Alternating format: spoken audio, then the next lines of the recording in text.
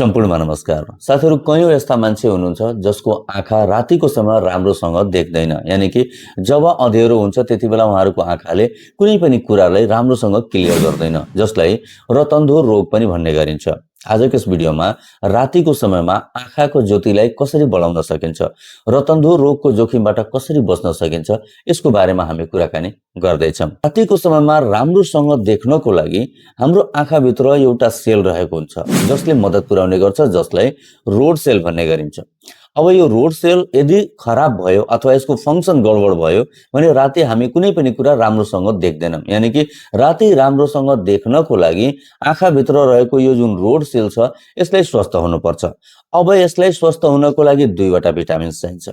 त्यसमध्ये सबैभन्दा एक नम्बरमा रहेको छ भिटामिन ए। साथीहरु, भिटामिन ए प्रचुर मात्रामा खाइयो भने यसले हाम्रो रोड सेललाई स्वस्थ बनाउन हामीलाई मद्दत पुर्याउने कार्य गर्छ। ए को स्रोतको कुरा गर्ने भने गाजरमा सबभन्दा बढी भिटामिन ए पाइन्छ। यस्तै ब्रोकाउलीमा भिटामिन ए प्राप्त गर्न सकिन्छ।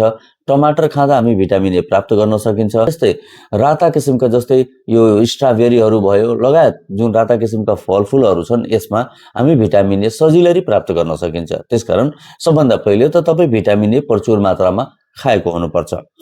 अब दोस्रो नम्बरमा यो भिटामिन ए लाई आँखाको जुन रेटिना छ त्यहाँसम्म पुर्याउनको लागि अर्को तत्व चाहिन्छ जसलाई जिंक भनिन्छ। यानी कि यदि हाम्रो शरीरभित्र जिंकको कमी छ र भिटामिन ए मात्रै हामी खायौं भने यो भिटामिन ए ले राम्रोसँग काम नगर्न सक्छ।